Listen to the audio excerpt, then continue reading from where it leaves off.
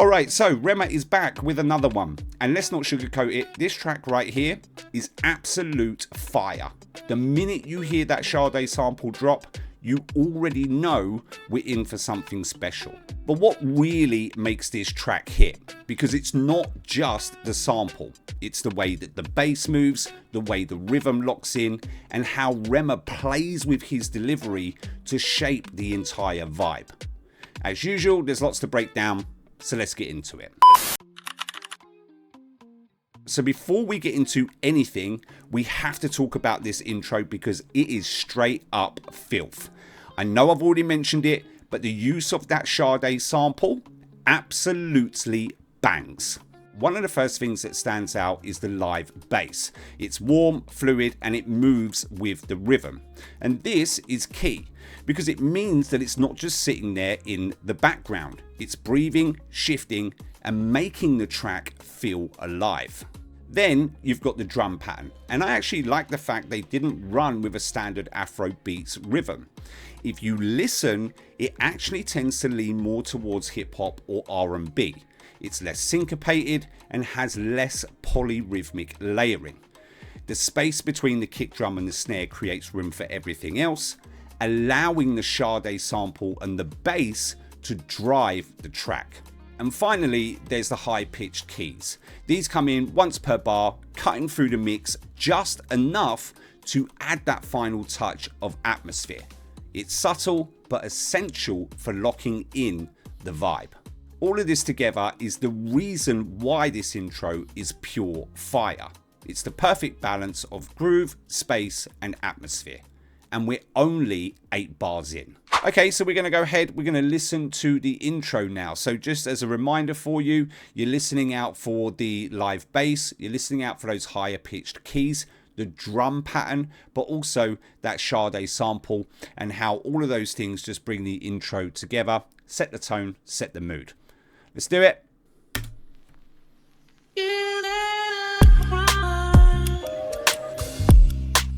Sample. Listen to the drum pattern, bass, keys. It's filth, mate. Baby, swing on me. You know, say you matching my steez. You know I'm a G. Shawty, I'm always keep it real. I know they for too much whining, they for too much whining. So the first thing that stands out to me with this chorus is the fact that the composition doesn't really shift from the intro. Now, whilst this isn't the first song to ever do this, it's still interesting because usually when you get to the chorus, this is where you would see a shift. You would expect some additional instruments, some additional sounds, or some additional vocal layering to help elevate this section. But, and this brings me on to my second element, pay attention to Rema's flow. Instead of matching the spaced out rhythm of the drum pattern, he actually flips it. He comes with a more pacier and consistent flow. And what this does is adds an extra sense of rhythm to the track. Now, here's why this is key. The beat already has space built into it. The drums leave plenty of gaps and the bass moves fluidly. And instead of riding that rhythm, Rema's flow becomes part of it. So instead of having to elevate the chorus with extra layers, his delivery naturally fills those gaps. This makes the track feel more fuller and more rhythmic, but without overcomplicating it. And then the final touch, and yes, I know I've mentioned it before, I'm going to mention it again, it's the Sade sample and vocal runs. Honestly, this is just the icing to what is already a very delicious cake. Okay, so we're going to go ahead, we're going to listen to this chorus now. Listen out for Rema's flow. This is the main thing. You're listening out for the pace. You're also listening out for that consistency, but more importantly, how that makes the track feel more fuller, but without having to complicate it with all of these additional elements. As usual, we're going to have a run up and then boom, we'll drop into the chorus. I'll give you a cue when we're about to drop into that chorus. All right, let's go. Two of us they compatible. Girl, I be bad boy for girls say I the mellow. Ah, baby, I the fool. Baby, take it slow. Baby, go down low. Nobody has to know. Yeah, know I play around. My man, no, they should let you go. Right, chorus coming in. Listen to the flow. You know I'm a G. Shawty, I'm always keep it real. I know they bought too much wine. They bought too much wine. It feels it all out.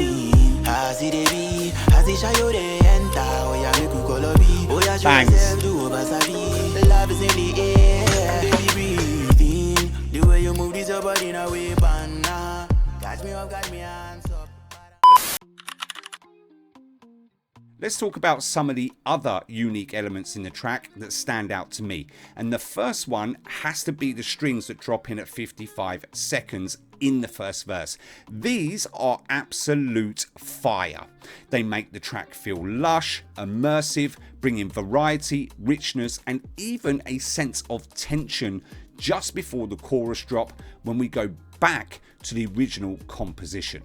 The second standout moment, again in the first verse, is the layering they start to add to the key phrases at around 53 seconds on words like fold, slow, and low. And this is actually quite clever because by layering these specific words, it makes them stand out from everything else in the verse.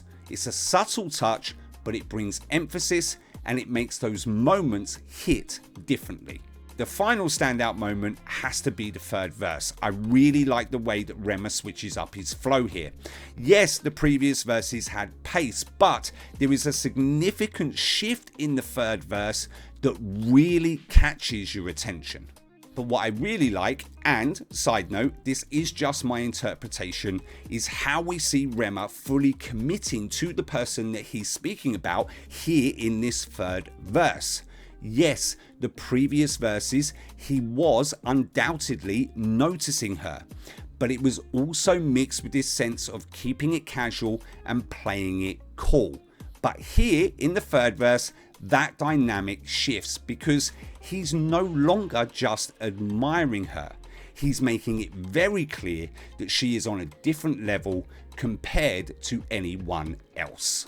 And while I can't say for certain, I would take a guess and say that this is the reason why we see this shift in delivery here in the third verse.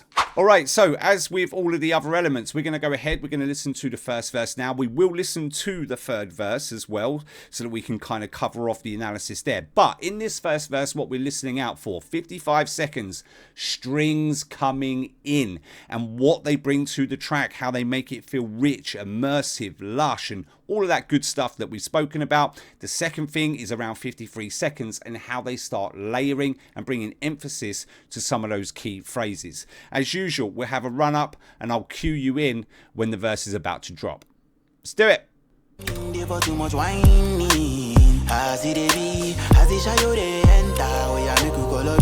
Vocal runs fire, mate. Right, first verse. Nice cut as well.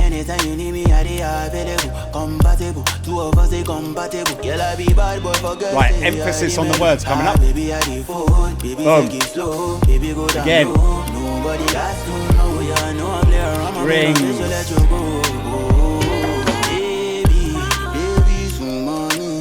Say you matching my steez. You know I'm a G. Shawty, I'm always keep it real. I know they bought too much wine. Okay, we're going to go ahead. We're going to listen to the third verse now. And this is good because we've just listened to the first. So one of the things that you can pay attention to is a shift in the flow. And then the second thing is, again, side note, my interpretation is how Rema starts to fully commit here in this third verse. As usual, we will have a run up and I will cue you in. Let's do it. Beautiful way personality, shada. Make I enter all I make every city balance. As I get opportunity, why I no go mountain. Actually, I go ready, nothing come out in my hand for your matter. Third verse coming in. Yeah. This is the flow. After you, now you become oh baby, show up, get other girl jealous by you are working, matching my AB color. Layers.